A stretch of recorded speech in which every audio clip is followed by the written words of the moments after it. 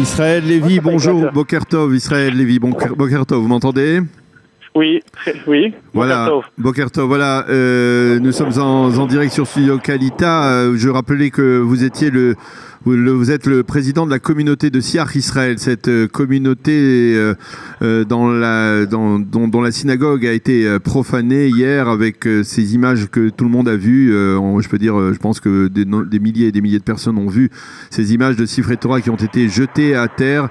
Et profané.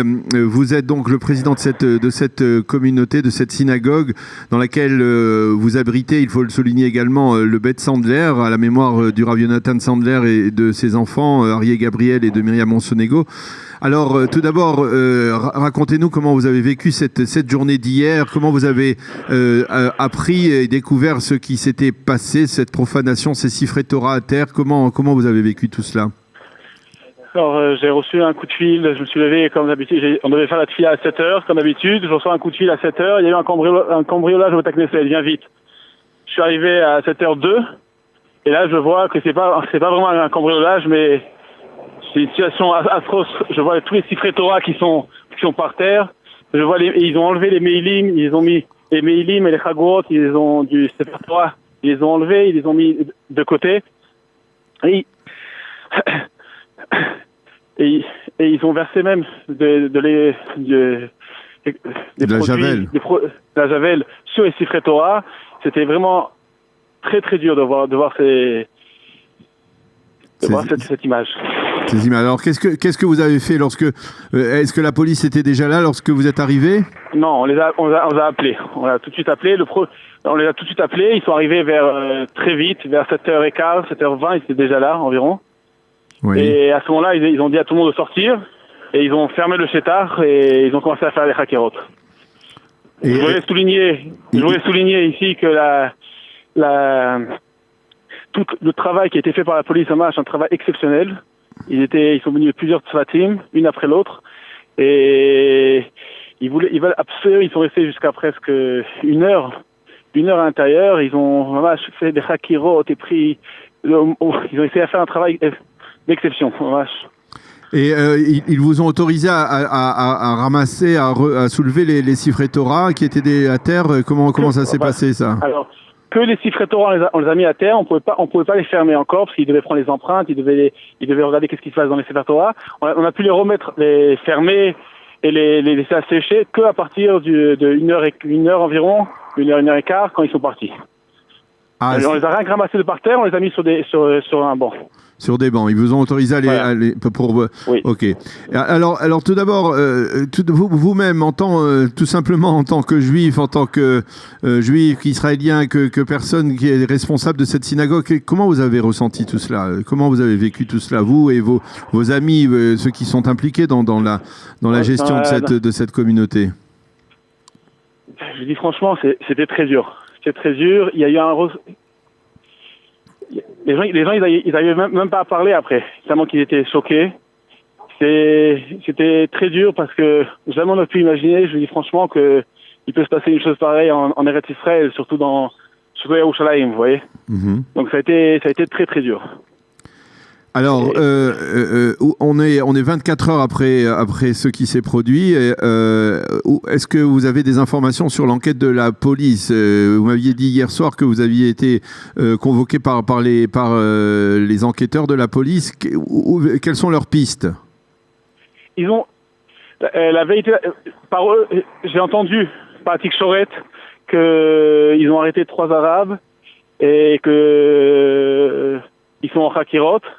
Maintenant, plus que ça, je ne sais pas. Ils m'ont rien mentionné. Mais vous m'aviez dit que hier, au commissariat de police où vous êtes rendu, il y avait véritablement une équipe assez importante qui était chargée de cette enquête. Oui, exactement. Je pense qu'après que le message que Netanyahu a laissé qu'il fallait absolument les retrouver, je pense qu'il y avait vraiment j'ai vu beaucoup de personnes qui s'occupent de ce dossier. Alors, je le disais aussi, c'est dire votre communauté. Vous allez nous dire d'abord, dites-nous un mot sur cette communauté de Siach Israël. C'est une communauté. Combien y a-t-il une communauté francophone à Kiryat Yovel? Oui, il y a environ entre 90 et 100 familles qui fréquentent le Beth Knesset et les shiurim du Beth Knesset. Il y a le Rav Shalom Cohen qui est venu déjà depuis 4 ans, 4 ans et demi, qui s'occupe aussi de tout ce qui est halakha, tout ce qui est aide aux familles. Aux familles exactement, quand il y a des pour les éducations, pour tous les problèmes que les familles peuvent avoir. Voilà. Et je le disais, donc c'est dans cette synagogue que se situe le Beth Sandler. Le Kollel. À l'animation de l'âme de Rav Sandler, de Rav Jonathan Sandler et ses enfants. Et donc il y a des avrichim qui viennent ici dans le cadre de la communauté, dans le cadre de la synagogue pour étudier, c'est ça? Exactement, l'après-midi. Ils ont aujourd'hui, je crois, plus de 20, ils sont 23 je pense. 23 avrichim qui étudient très très sérieusement tous les après-midi. Alors, on va dire, on pourrait même utiliser le terme d'attentat, mais en fait, cette profanation a profondément choqué, on va dire, la population en Israël, je dirais même le peuple juif en diaspora également aussi. Tout le monde a vu ces photos. Et on a vu une réaction aussi importante des rabbinim, n'est-ce pas, des gens qui, comme le Rav Chaim Kanievski, qui se sont mobilisés, qui ont réagi à cet événement.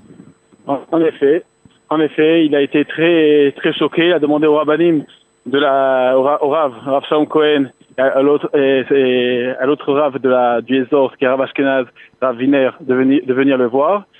Et il leur a dit qu'il fallait faire une très grande atzeret et que un rassemblement.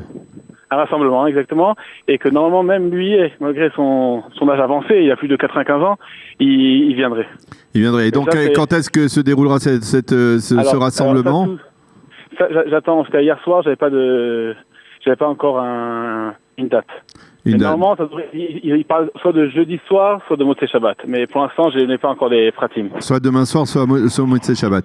Une dernière question, Israël Lévy. Les sifrei Torah qui ont été profanés, on parlait de Javel qui a été versé sur ces sifrei Torah. Est-ce que ces sifrei Torah sont récupérables? On peut les restaurer? Alors, il y en a 3 qui sont dans un machon. Dans un institut, oui.